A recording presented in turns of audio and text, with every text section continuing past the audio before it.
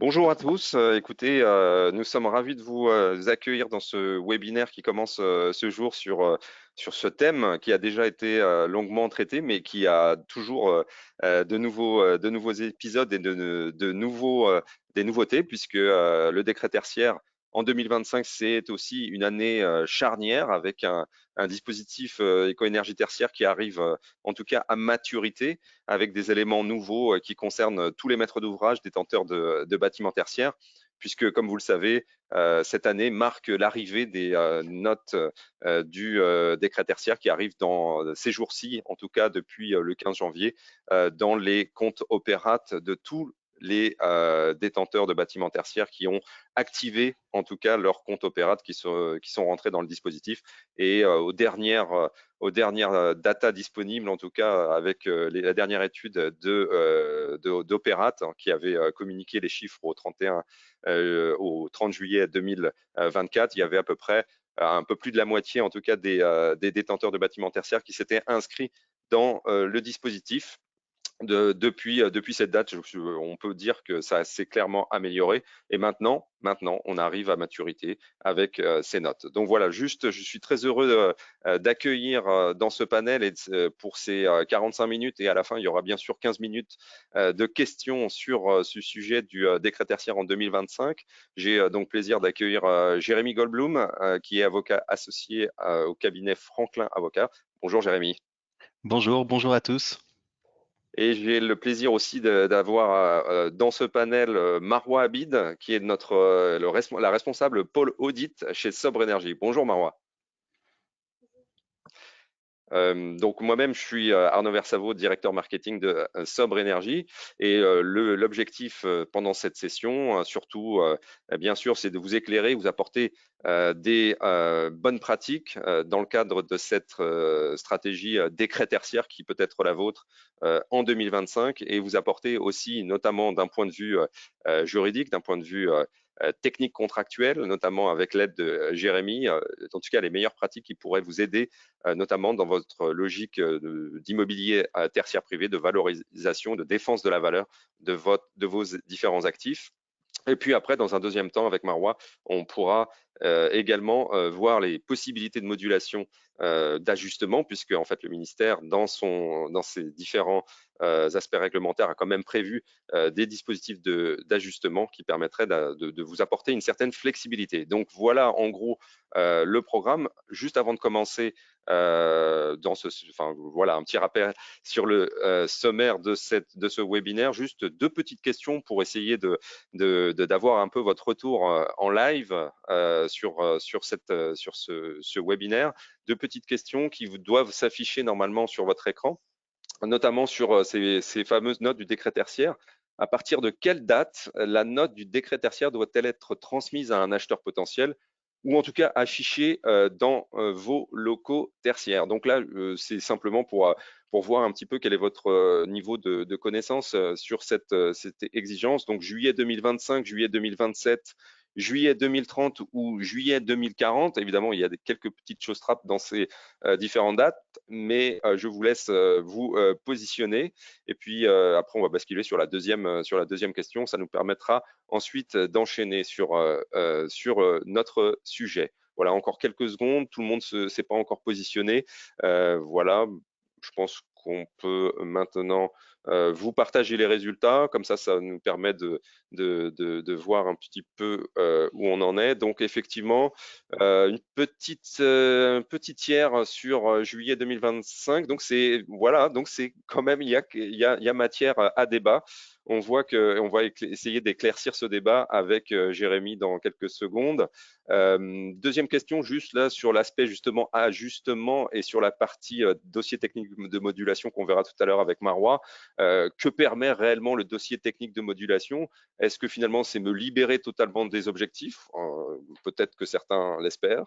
Justifier des contraintes rendant l'objectif inatteignable, attention, ou définir un nouvel objectif modulé, ou alors vous ne savez pas, c'est pas grave, on est là pour justement en parler.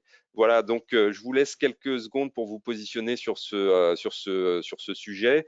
Et puis après, on enchaînera directement avec les bonnes pratiques décret tertiaire et les aspects contractuels qui vous permettront ainsi d'avoir une meilleure stratégie sur 2025. Voilà, encore quelques secondes. Voilà.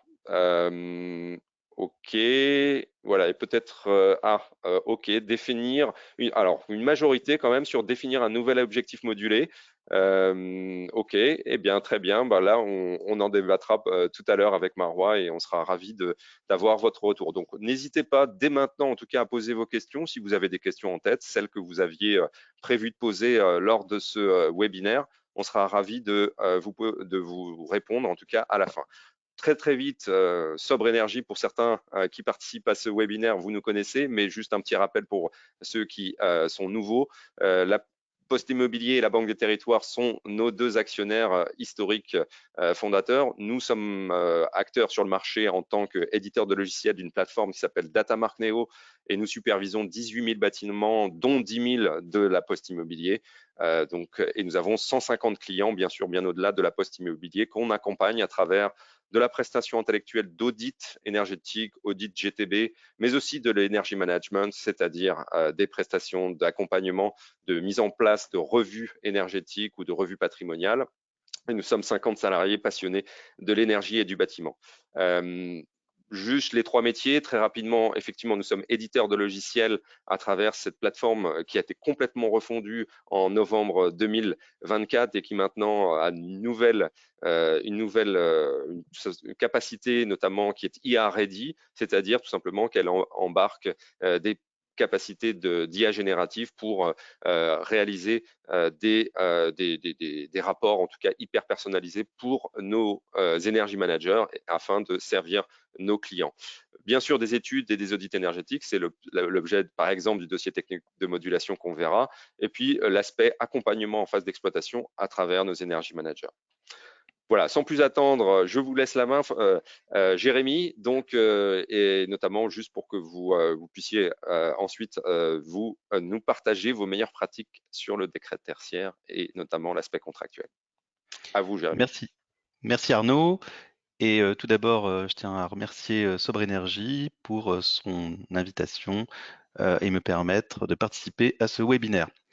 Juste avant d'entrer dans le vif du sujet, je me présente. Je suis Jérémy Goldblum, avocat associé au sein du cabinet Franklin. C'est un cabinet d'affaires indépendant full service qui comprend 80 avocats.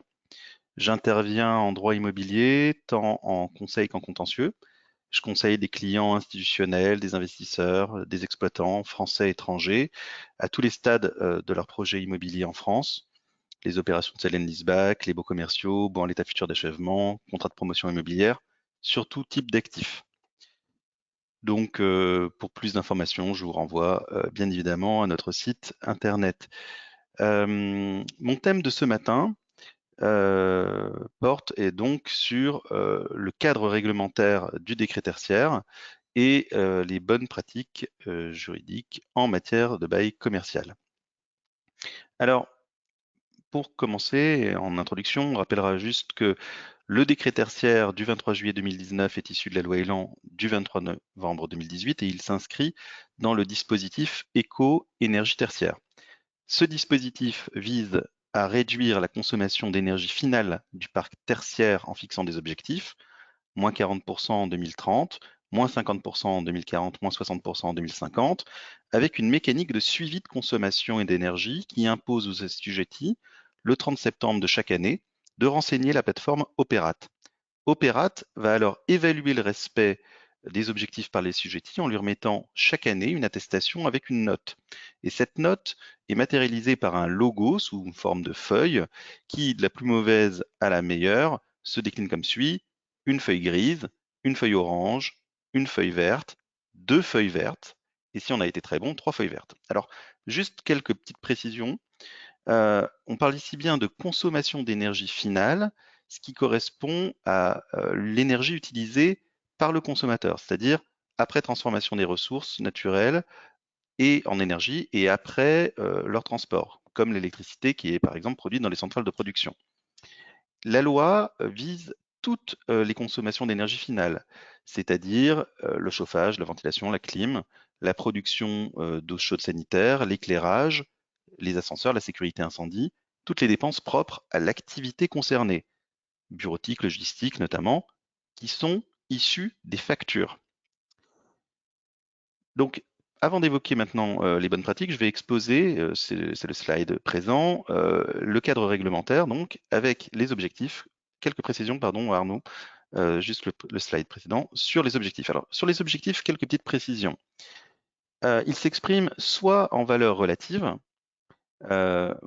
c'est-à-dire qu'à volume constant, il faudra faire moins 40% en 2030, moins 50% en 2040, moins 60% en 2050, par rapport à une année de référence à choisir entre 2010 et 2019, ou la mise en service du bâtiment, soit en valeur absolue par rapport à la consommation d'énergie seuil qui est définie au début de chaque décennie par un arrêté. Ce sont les fameux arrêtés valeur absolue en fonction des bâtiments et des catégories de bâtiments qui sont concernés. Par exemple, si on s'arrête sur le bureau, eh bien, l'annexe de l'arrêté valeur absolue 2 distingue plusieurs sous-catégories, les bureaux standards, l'open space, le flex office ou encore l'espace de coworking. Et généralement, les bâtiments qui sont les moins performants vont s'orienter plutôt vers un objectif en valeur relative, l'expression en valeur relative, et ceux qui sont plus rénovés ou en tout cas neufs, davantage vers l'objectif en valeur absolue. Sur ces objectifs, il y a une certaine flexibilité. Et ça va être, d'ailleurs, Marois va rentrer davantage dans le détail, mais ces objectifs de réduction de consommation peuvent être modulés, soit en fonction d'un changement d'activité ou de volume d'activité dans le bâtiment tertiaire, en fonction de variations climatiques, en fonction notamment de contraintes techniques, architecturales, patrimoniales, dès lors que ces contraintes sont justifiées par un dossier technique établi par un homme de l'art, ou encore par des coûts qui seraient manifestement disproportionnés par rapport aux avantages attendus en termes de consommation d'énergie finale, dès lors que ces coûts sont justifiés par une note de calcul des temps de retour sur investissement. Et pour information, la première note de calcul qui devrait établir la disproportion économique devrait être déposée au plus tard le 30 septembre 2027. Donc ces objectifs en fin de consommation, dernier point, peuvent être mutualisés à l'échelle de tout ou partie du patrimoine du propriétaire assujetti. Si par exemple, entre 2010 et 2030, un propriétaire de 2 bâtiments tertiaires a réalisé une réduction de consommation en énergie finale de 50% sur le bâtiment numéro 1 et uniquement 30% sur le bâtiment 2, il peut réaffecter les 10% excédentaires de réduction de consommation d'énergie finale du bâtiment 1 sur le bâtiment 2 pour respecter l'objectif de réduction d'énergie finale de moins 40% dont on a parlé en 2030 à l'échelle de tout son patrimoine. On passe désormais au champ d'application de ce décret tertiaire. À qui s'adresse-t-il? Alors, ce qu'il faut retenir, c'est que le champ d'application du décret tertiaire est très large, avec de très rares exceptions qui vont concerner quelques activités, les constructions provisoires, les lieux de culte, des activités opérationnelles à des fins de défense, de sécurité civile ou de sûreté intérieure du territoire. Plus précisément, le décret s'applique aux propriétaires ou à l'exploitant, et ou à l'exploitant en fait, c'est plutôt un et, d'un bâtiment partie bâtiment d'un ensemble de bâtiments sur une même unité foncière ou un même site, existant ou neuf, d'une surface de plancher de 1000 m², qui héberge une activité tertiaire.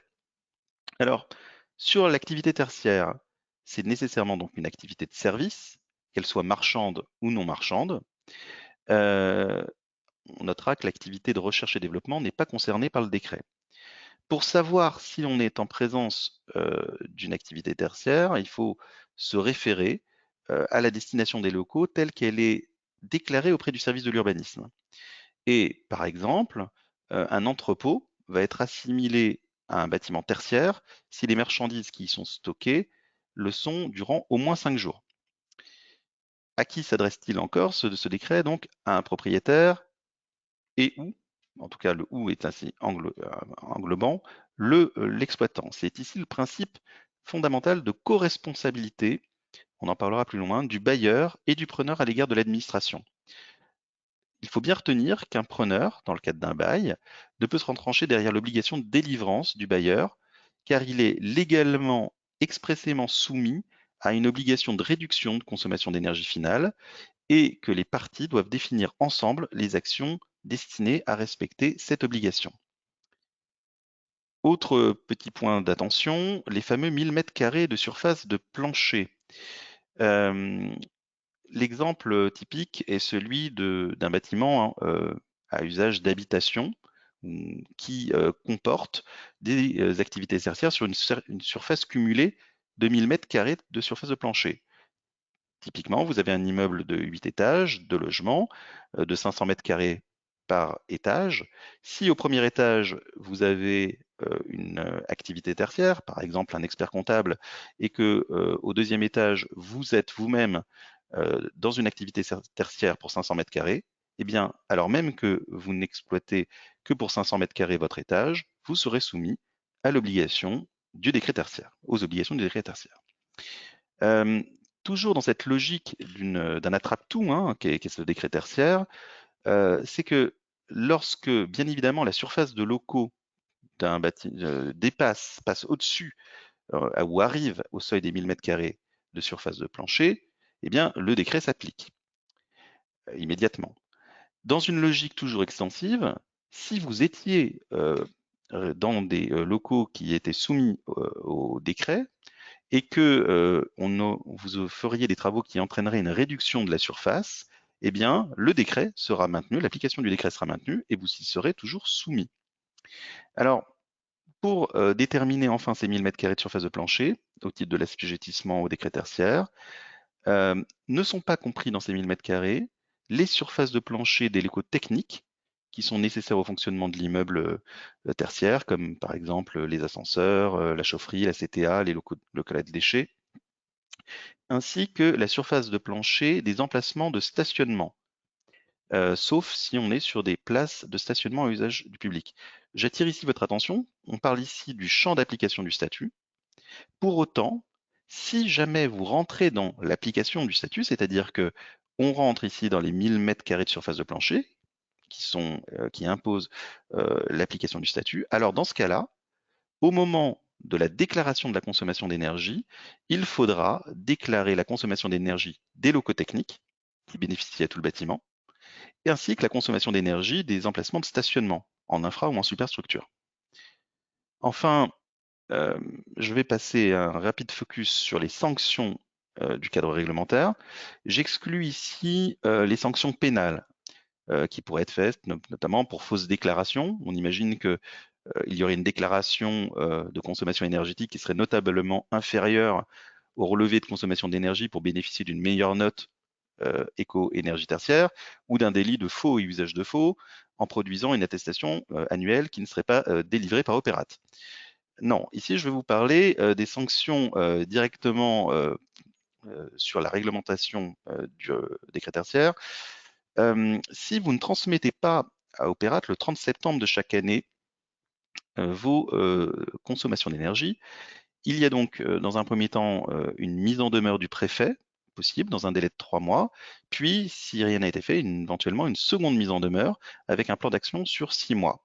Puis c'est la fameuse sanction du name and shame, littéralement nommé pour couvrir de honte, qui implique donc une publication sur une liste noire sur Opérate. Ici, on est vraiment sur la transparence de l'information. La mise au banc de l'assujetti vise à impacter évidemment la valorisation de l'actif, entraîner, dégrader une image, une réputation d'un assujetti et possiblement également entraîner des taux de financement plus élevés ou en tout cas avec des répercussions. C'est une sanction en tout cas par le marché plutôt que par le pouvoir régalien qui sera sans doute le levier le plus puissant pour inciter les propriétaires, les exploitants à améliorer les performances des bâtiments tertiaires. Deuxième chose, on l'a dit, les objectifs du décret tertiaire vont être vérifiés à la fin de chaque décennie. Les moins de 40%, ce sera le 31 décembre 2031. Les moins 50% le 31 décembre 2041 et les moins 60% le 31 décembre 2051. Le non-respect de ces objectifs en tant que tel est sanctionné par une amende administrative par bâtiment concerné. Les montants sont relativement modiques, 1 500 € pour une personne physique et bien sûr, pour une personne morale, on multiplie par 5, ce qui fait une amende de 7 500 €. Enfin, dernier point d'attention au regard de la réglementation, depuis le 25 août 2021, l'article L 174.2 du Code de construction et de l'habitation impose aux vendeurs ou au bailleur de fournir une annexe établie sur la base de la dernière attestation annuelle générée par Opérate.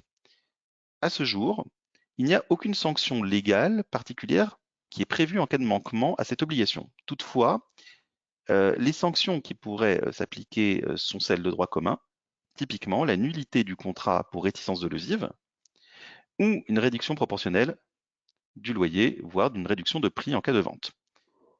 Donc voilà pour un rapide tour d'horizon du cadre réglementaire. J'entre maintenant sur la question des bonnes pratiques.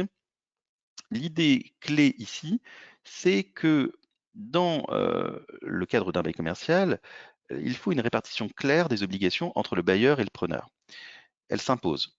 D'abord avec une indication des objectifs de réduction, avec les échéances, avec la mise en place de comités de pilotage, de plans d'action pour rénover le bâtiment et installer des équipements toujours plus performants. On peut par exemple penser au système de LED. Il va falloir également mettre en place cette notion de communication réciproque des consommations annuelles.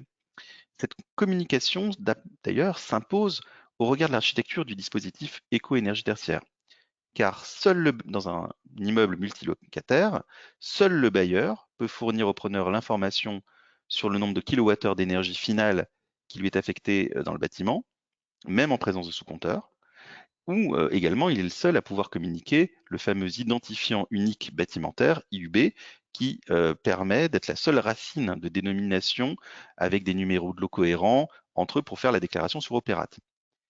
Et de l'autre côté, c'est au preneur, et non au bailleur, de renseigner ses consommations propres et celles des équipements du bailleur et les consommations liées aux parties communes. Il faudra également organiser la déclaration annuelle sur Opérate avec éventuellement une délégation à un prestataire. Enfin, publier et suivre les consommations avec la mise en place d'audits énergétiques réguliers et les outils de suivi de réduction d'énergie. Sur quelques typologies de clauses. Sur les clauses de performance énergétique, d'abord, c'est l'idée bien sûr qu'il y ait une obligation pour le bailleur de délivrer un bâtiment qui est performant, avec une obligation pour le preneur d'adopter des pratiques d'exploitation responsables, avec un guide d'utilisation de l'immeuble qui va préciser ici les modalités d'entretien, de maintenance et de réparation. On a un sujet évidemment sur les clauses de travaux, avec plusieurs problématiques. Quid du financement des travaux par le preneur? On va se poser la question de la participation du preneur à hauteur, par exemple, d'un pourcentage du coût des travaux qui visent à la réduction de consommation d'énergie, ou alors une participation du preneur qui sera égale à l'économie des charges qui va être générée du fait de ces travaux. Bien évidemment, pour arriver à négocier de telles clauses, il va falloir en amont que le bailleur ou le propriétaire ait une vision assez claire de son niveau d'atterrissage. Qu'est-ce qu'il va pouvoir s'engager à accorder au preneur pour qu'il puisse faire des économies d'énergie. De la même manière, ici on est également sur la notion de refacturation. Quid de la refacturation des travaux au preneur? Ici, quand je parle de refacturation des travaux, je l'englobe évidemment aux travaux, les frais d'audit et d'études, ainsi que la rémunération des prestataires. On va se poser toujours la question de savoir si l'on parle dans un contrat de bail, est-ce que l'on est en présence de travaux de mise en conformité ou alors de travaux d'amélioration. Les travaux, puisque les travaux d'amélioration de la performance énergétique qui sont devenus obligatoires sont nécessairement des travaux de mise en conformité. Et à défaut, ce sont simplement, au sens juridique, des travaux d'amélioration. Et la différence est sensible. Quand on parle dans le contrat de bail de travaux de mise en conformité, on parle bien des travaux qui sont devenus obligatoires. Par exemple, Marouane fera le lien tout à l'heure, c'est l'exemple des travaux de mise en conformité du décret BAX de juillet 2020. Tous ces travaux sont aujourd'hui prévus. Il y a notamment, on a eu au 1er janvier 2025 pour les bâtiments qui existent et qui ont des équipements qui ont une puissance nominale cumulée supérieure à 290 kilowatts, qui oblige la mise en place de systèmes d'automatisation et de contrôle des dispositifs énergivores, comme la GTB. On a également cette même obligation qui va s'imposer pour les bâtiments existants au 1er janvier 2027 pour des équipements qui ont une puissance nominale cumulée qui est supérieure cette fois à 70 kW.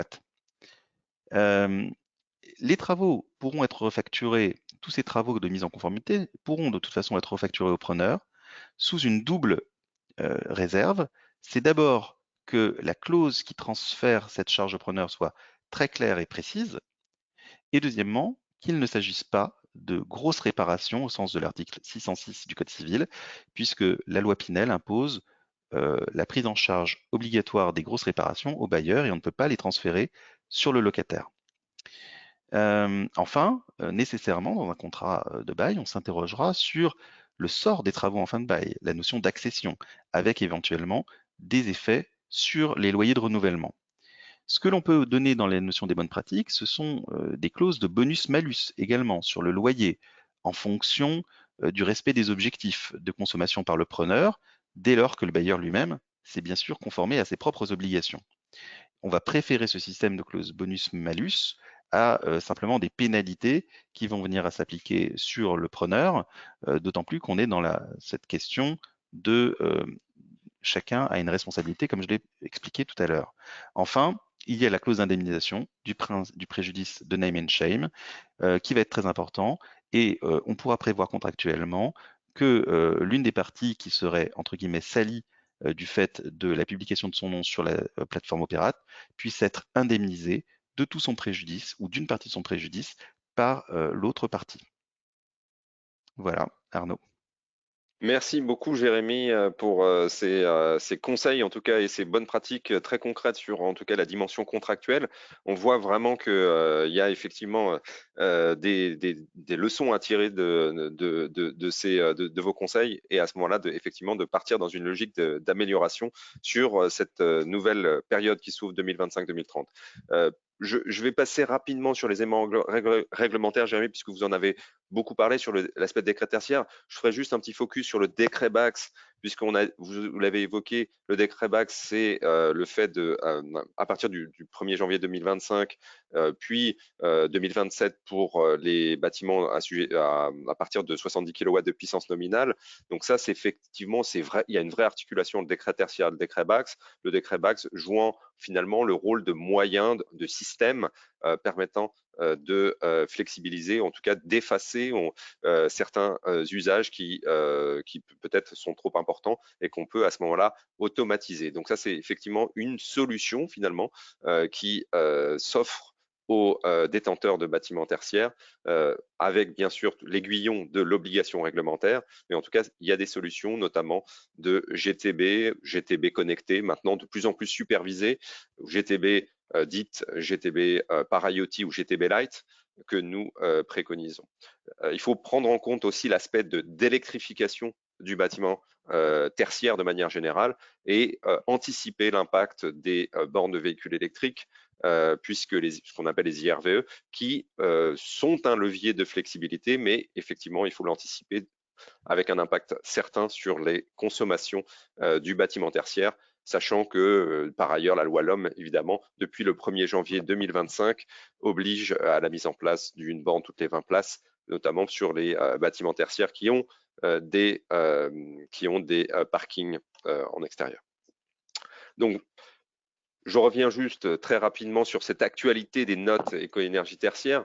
Vous le savez, depuis le 15 janvier 2025, le ministère a communiqué dans les comptes opérates de tous ceux qui s'étaient insérés sur le dispositif éco-énergie tertiaire cette attestation. C'est l'attestation tout d'abord en mode provisoire, avec la liste suivante en tout cas des catégories qui ont été identifiées et qui se sont déclarés. Donc l'audiovisuel, nous de notre côté, effectivement, France Télévisions que nous accompagnons a été concerné bien sûr, mais bien sûr toutes les entités d'enseignement primaire et secondaire que nous accompagnons dans le cadre d'un programme qui s'appelle le programme EduRénov de la Caisse des dépôts, bien sûr la culture, spectacle, justice, restauration, les salles serveurs informatiques, la santé, le centre hospitalier. On sait à quel point ces bâtiments tertiaires consomment de l'énergie. Dans l'audience, il y a également un certain nombre d'acteurs du stationnement, les sports, les gymnases, bien sûr, le transport aérien et ferroviaire, puisque notamment,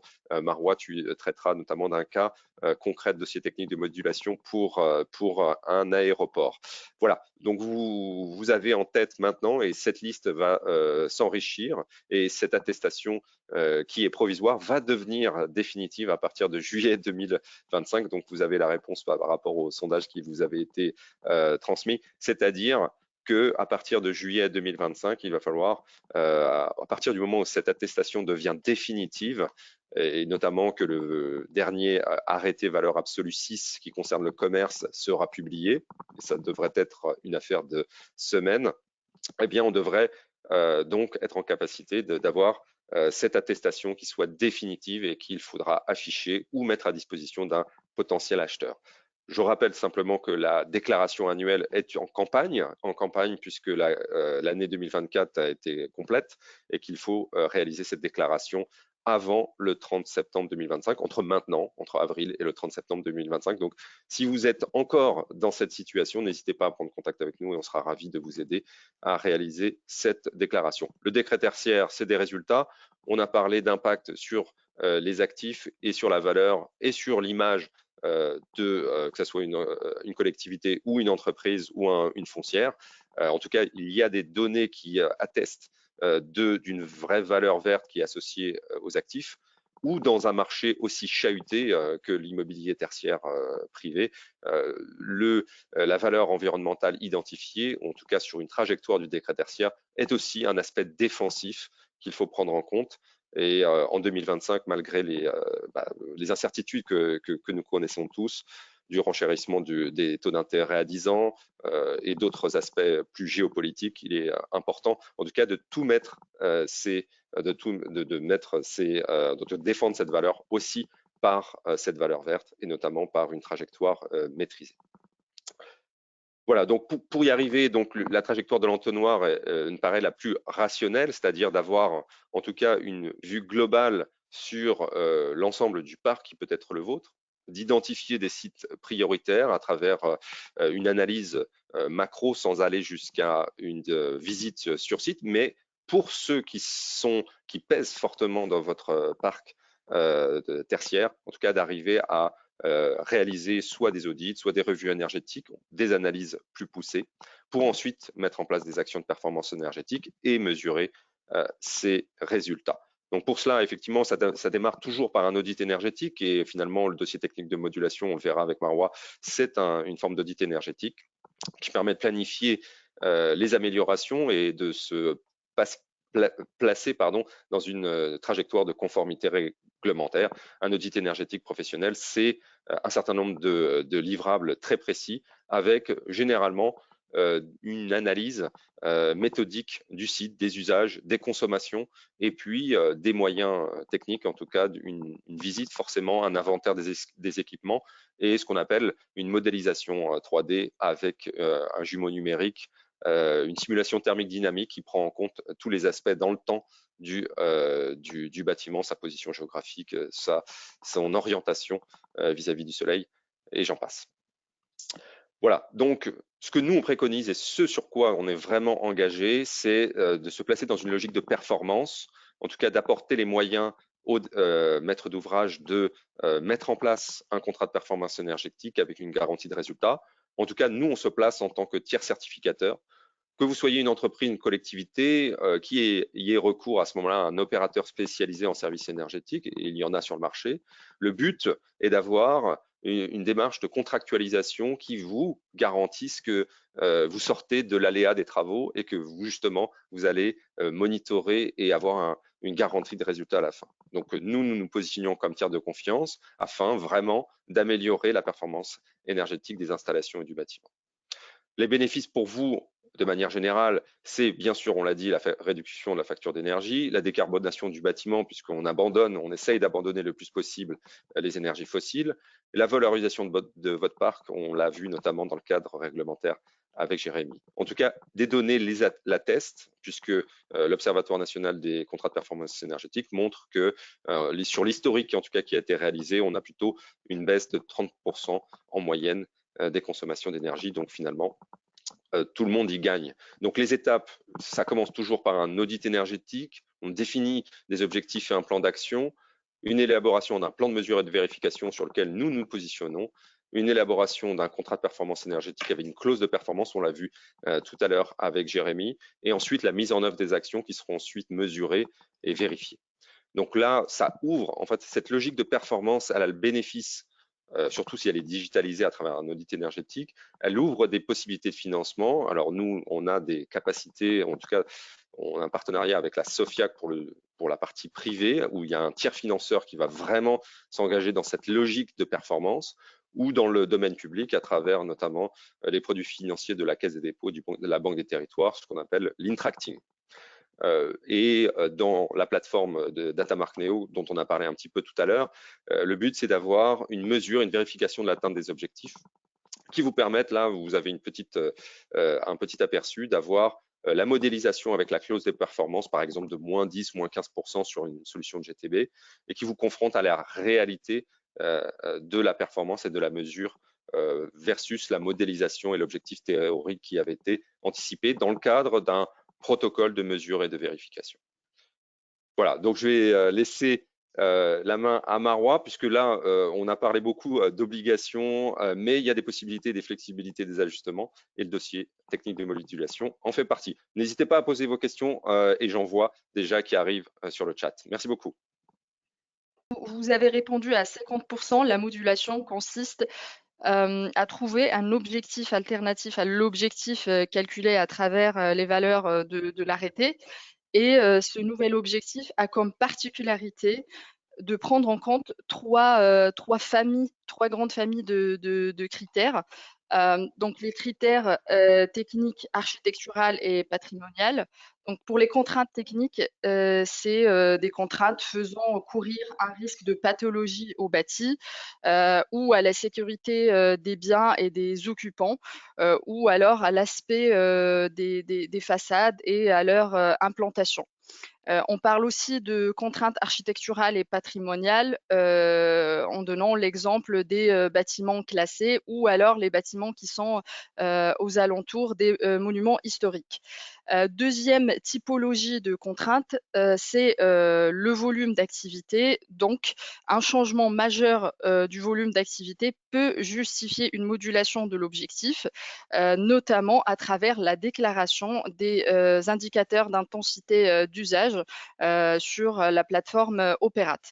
Et finalement, on parle de modulation pour disproportion économique. Donc ici, on regroupe toutes les actions de performance énergétique qui rendent lourd le temps de retour sur investissement du programme de travaux prévu pour atteindre l'objectif réglementaire, selon trois seuils à partir desquels l'arrêté estime qu'il y a une disproportion économique. 30 ans pour le levier relatif aux rénovations de l'enveloppe, 15 ans pour le levier de renouvellement des équipements énergétiques, comme par exemple le remplacement de chauffage central ou le relamping, et 10 ans pour les systèmes de gestion des équipements. Donc ici, on parle par exemple de la GTB, et ce 10 ans nous rappelle le TRI du décret BAX également. Donc le point de départ du dossier de technique de modulation, ce n'est rien que l'étude énergétique, donc un audit énergétique qui va nous permettre d'identifier les actions d'amélioration de performance énergétique en connaissant l'état de santé de notre bâtiment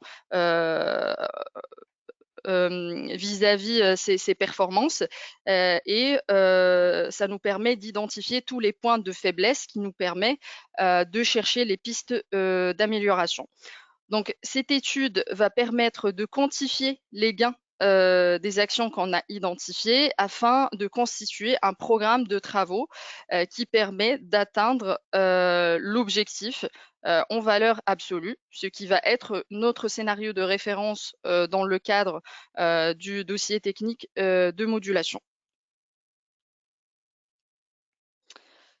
Donc selon les cas, des éléments justificatifs seront à fournir avec le dossier, donc soit une note technique spécifique qui justifie quel risque une action de performance énergétique peut courir au bâti, un avis circonstancié d'un architecte qualifié pour justifier les contraintes architecturales ou patrimoniales, ou alors une note de calcul du temps de retour sur investissement justifiant la disproportion économique donc qui est faite à travers un chiffrage des actions, une simulation des gains énergétiques et par conséquent financiers d'une action de performance énergétique. À noter que la deuxième typologie de modulation relative au volume d'activité se fait donc directement sur Opérate et il n'y a aucun justificatif à fournir comme document, mais c'est la transparence, comme nous avons mentionné tout à l'heure avec Jérémy, dans les déclarations de ces indicateurs d'intensité d'usage.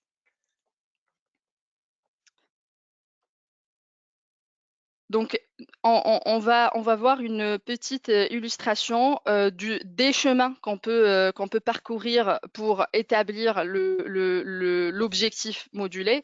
Donc, notre point d'ancrage, ça sera ce scénario de référence à l'issue de l'étude énergétique qui constitue un programme de travaux permettant d'atteindre l'objectif en valeur absolue. Ce scénario va ensuite nous permettre soit de détecter des contraintes architecturales, techniques ou patrimoniales, ou de la disproportion économique, ou bien les deux. Donc, s'il y a détection de contraintes architecturales, il s'agit alors d'écarter les actions qui vont engendrer ces contraintes, qui touchent principalement à l'enveloppe. Et alors, la consommation, la potentielle consommation du bâti à l'issue de ce scénario sans ces actions engendrant ces contraintes, c'est notre nouvel objectif. En tout cas, la consommation surfacique de notre bâtiment, c'est notre nouvel objectif. De la même manière, si on détecte une disproportion économique, donc à travers le calcul des TRI de nos actions, les gains énergétiques vont être évalués ici non pas par scénario mais par levier d'action. Ça veut dire il s'agit de regrouper ces actions identifiées selon les 3 leviers que nous avons mentionnés tout à l'heure. Et si un levier dépasse le seuil réglementaire fixé par l'arrêté, des actions peuvent être écartées de telle sorte que le levier passe sous le seuil correspondant. Et enfin, les actions qui sont restantes dans le scénario global, ce sont les actions qui vont permettre au bâtiment d'atteindre son nouvel objectif. Donc, à l'issue des travaux identifiés dans ce scénario, la consommation surfacique du bâtiment, c'est notre nouvel objectif. Donc cet exercice a été fait pour l'aéroport Bâle-Mulhouse. Nous avons audité une surface de plus de 200 000 m² qui regroupait plus que 13 EFA de typologies très différentes. Comme des gares, des tours de surveillance, des restaurants, des bureaux. Donc c'est assez divers. Donc les objectifs en valeur absolue étaient aussi très différents. Et cet exercice nous a permis d'identifier des pistes de flexibilité, donc des pistes de modulation d'objectifs possibles, notamment pour des bâtiments qui sont performants, comme le cas du bâtiment alors, comme le cas de ce bâtiment qui avait pour objectif 75,24 et donc l'objectif modulé était de 128. Bien évidemment, cet objectif reste bien inférieur de sa valeur de référence, de sa consommation de référence, qui est un des principaux garde-fous de la modulation. Et dans ce bâtiment, donc 4 actions sur l'enveloppe ont été écartés parce que tout simplement c'était un bâtiment qui a une enveloppe d'ores et déjà performante et donc les actions qu'on peut ajouter peuvent avoir des très lourds du fait que le gain énergétique est très minime. Avec un système de chauffage relativement performant, ce qui mène à des actions de renouvellement d'équipements qui ne sont pas intéressantes en termes de gains énergétiques et donc qui dépassent le fameux seuil de 15 ans relatif au levier de renouvellement des équipements. Merci, Je coupe. Merci Marois pour en tout cas partager ce retour d'expérience sur ce dossier technique de modulation. Vous l'avez bien compris, il y a deux voies différentes et en tout cas ces chemins sont en tout cas praticables. Si vous êtes concerné, n'hésitez pas à les pratiquer. En tout cas, on sera ravis de vous aider dans ce voyage, en tout cas dans ces chemins, pour optimiser votre effort. Voilà, donc j'espère que ce webinaire, en tout cas, a en partie répondu. D'ailleurs, nous avons pas mal de questions dans le chat et je vais essayer en tout cas de me faire le porte-parole de ces questions qui sont très nombreuses. Donc, on va essayer d'y répondre dès maintenant. Donc, voici la première question. Alors là, je n'ai pas ma note éco-énergie tertiaire sur le site Opérate. Donc, je gère une carrosserie. Effectivement, vous étiez dans la liste S normale. Sinon, vers qui dois-je me tourner pour corriger cette erreur?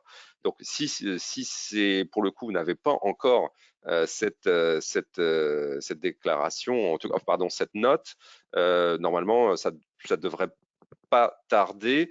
Pour le coup, déjà, il faut s'assurer que vous ayez bien fait la déclaration 2023, puisque les notes sont basées sur les années 2023, que vous avez bien une référence qui a été établie.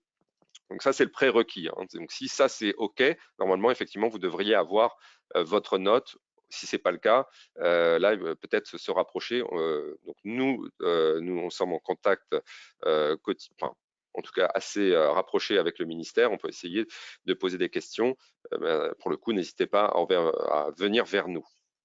Deuxième Exactement, question. se rapprocher de l'ADEME. Voilà, et de l'ADEME plus exactement. Est-ce que la flotte automobile, alors une question, est-ce que sur la flotte automobile, est-ce que la flotte automobile peut être intégrée dans les factures? Alors là, Jérémy, je ne sais pas si tu vois ce que... Alors, moi, j'ai sur ce point, sur la flotte automobile, qui est un point un peu large, en Ouais. fait, ce que l'on peut dire, c'est que sur les véhicules électriques, il y a des déductions de consommation sur l'énergie finale, la consommation d'énergie finale. On peut, comme on l'a dit, faire de la déduction de consommation. Elles ne sont pas intégrées dans la consommation d'énergie finale lorsque l'on parle de véhicules de transport électrique ou hybrides rechargeables. Pour autant, la consommation des véhicules électriques qui sont liés au bâtiment tertiaire en tant que tel, au sein de l'établissement, la manutention, l'entretien ou les déplacements internes, eux, sont inclus dans le suivi des consommations énergétiques. Si c'est ce qu'on visait sur la notion de flotte automobile. Voilà, donc je pense que en tout cas, ça répond en partie à la question. Effectivement, pour ce qui concerne les flottes de véhicules électriques, pour favoriser en tout cas leur adoption, effectivement, à condition de pouvoir identifier le nombre de kilowattheures qui soit dédié aux flottes de véhicules électriques, à ce moment-là, on peut retrancher de la consommation globale. Voilà, donc c'était un point de précision. Une autre question, bonjour, l'année de référence ne peut-elle pas désormais aller au-delà de 2019? Voilà, merci. Une question sur l'année de référence ne peut-elle pas Alors, désormais aller au-delà de 2019? en fait, sur l'année de référence, j'ai parlé de 2010 à 2019 ou de la mise en service du bâtiment. Donc, on peut aller bien évidemment au-delà de 2019. Et pourquoi je n'ai pas cité 2020? Parce que, rappelons-nous, c'était le Covid.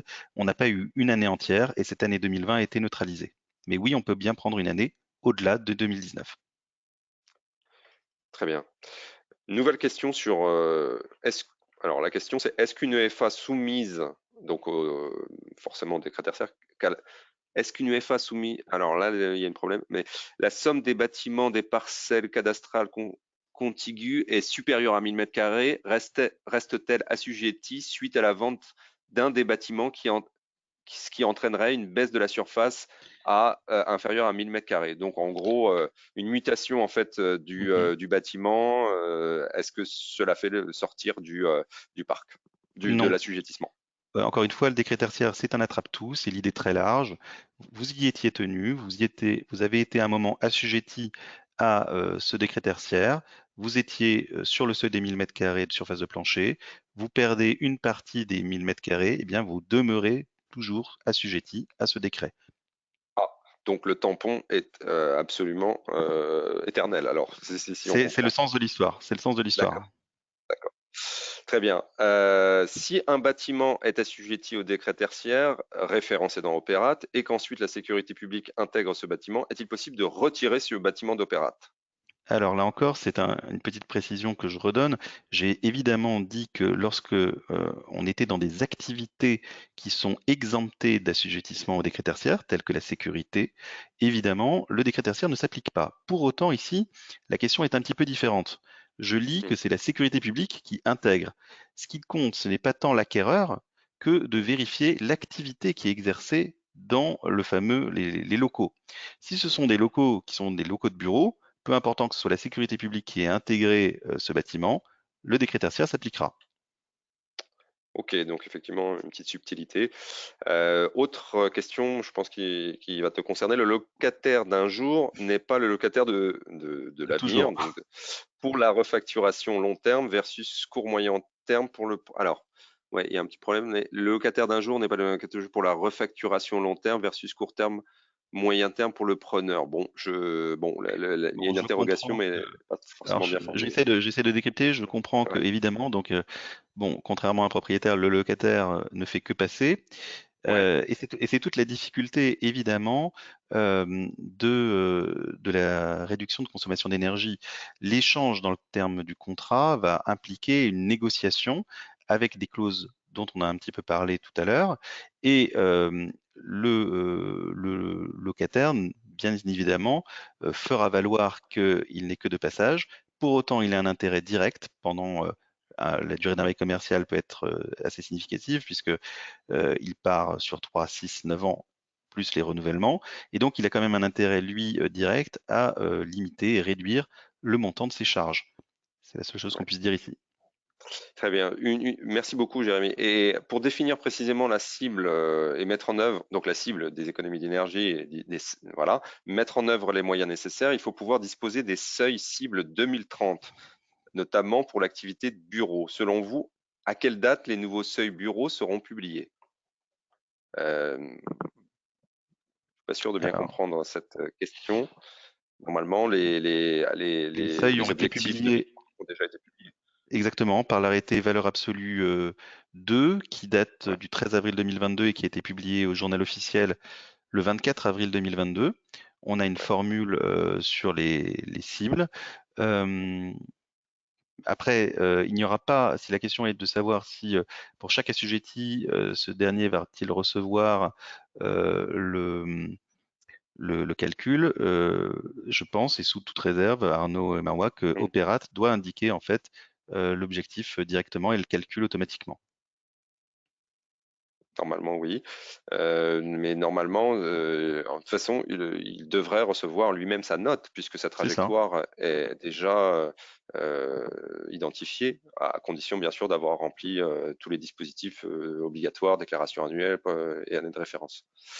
Donc, bon, je ne peux pas trop apporter de précision. Alors, une autre question, pouvez-vous nous préciser dans quel cas nous ne devrons pas compter les locaux techniques dans le calcul des surfaces? Alors, tu as apporté la réponse, Jérémy, tout à l'heure, mais si tu peux juste peut-être le rappeler. Oui.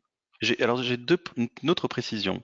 D'abord, on rappellera qu'on parle bien de surface de plancher. La surface de plancher au sens de l'article R111-22 du Code de l'urbanisme, c'est-à-dire la somme des surfaces de plancher closes et couvertes sous une hauteur sous plafond supérieure à 1,80 m à partir du nu intérieur des murs. La plupart du temps, enfin assez souvent, les locaux techniques ne répondent pas en réalité à la surface de plancher. On a parfois moins d'1,80 m, ou en tout cas cette définition légale ne s'applique pas. Donc c'est déjà une première manière de sortir cette question des locaux techniques du calcul de la surface de plancher. Et ensuite, comme je l'ai dit tout à l'heure, sur les consommations, effectivement, on en prendra, on en tirera, on les intégrera au moment de la consommation, mais pour le reste, on n'a pas à les prendre en considération. Très clair. Petite question sur d'une SCI qui cherche à. En tant que SCI, nous avons reçu un courrier de relance concernant la déclaration opérate. Donc effectivement, toutefois, le cumul des surfaces de plancher est bien inférieur à 1000 m², seuil d'assujettissement. Quelle démarche devons-nous entreprendre pour régulariser la situation, éviter toute sanction? Qui pouvons-nous contacter à ce sujet? Alors, je ne peux plus la question. Alors, je S'il y te a une redis la question. contestation, ouais. Alors, ça part d'une hypothèse quand même qu'il faut qu'elle soit juste. Nous avons reçu un courrier de relance. Ils Ouais. partent de l'hypothèse que le cumul des surfaces de plancher est bien inférieur à 1000 m², donc ça, évidemment, seuil d'assujettissement. Donc ça, il faut être certain que ce soit juste. Quelle démarche, donc il part du principe que c'est juste, quelle démarche devons-nous entreprendre pour régulariser la situation, c'est-à-dire apporter une réponse à opérate et éviter toute sanction? Qui pouvons-nous contacter à ce sujet? Eh bien, on va prendre contact ici. Prenez d'abord contact avec un conseil, c'est la première Ouais. chose. Et deuxième temps, c'est qu'on va écrire évidemment à l'ADEME pour expliquer les raisons pour lesquelles nous ne sommes pas assujettis. Et ensuite, si difficulté, eh bien, il y aura les voies de recours au niveau juridictionnel. Voilà. Voilà, donc évidemment, bien étayer sa situation de départ aussi, c'est évident. Alors, autre question, quid des bâtiments livrés en 2021 doivent-ils réduire de 40% d'ici 2030 alors même qu'ils sont très performants? Là, je pense qu'on a déjà évoqué ce point, mais si tu veux juste réélaborer sur ce point. Alors, en 2000, pardon, Alors, quid des bâtiments livrés en 2021 doivent-ils réduire de 40% d'ici 2030 alors alors, même qu'ils tout à sont fait. très performants? Alors même qu'un bâtiment est tout à fait performant, qu'il est neuf, évidemment, il rentre dans le champ du décret tertiaire. Oui, il doit répondre aux objectifs de consommation, et c'est la raison pour laquelle, si le bâtiment est neuf et très performant, on vous invite à prendre en considération l'expression de l'objectif en valeur absolue. En principe, compte tenu de la performance de votre bâtiment, vous n'aurez pas de difficulté à respecter ce que le décret tertiaire et la réglementation vous imposent. Très bien. Il y a une petite question rapide de personnes de l'hôtellerie. Quand l'attestation définitive sera disponible pour le secteur de l'hôtellerie? Alors, définitive, si vous, alors là, là, pour le coup, on a essayé de répondre tout à l'heure en disant qu'elle était provisoire, normalement. Provisoire, elle sera définitive en juillet 2025. Il y a simplement un point qui doit être vraiment traité, c'est-à-dire il faut que l'arrêté valeur absolue 6 soit publié pour justement rendre toutes les attestations qui sont diffusées là entre maintenant et juillet pour qu'elles deviennent définitives, puisque finalement c'est tout l'arsenal réglementaire qui doit être cohérent. Voilà, mais ça, je pense que c'est une affaire de jour.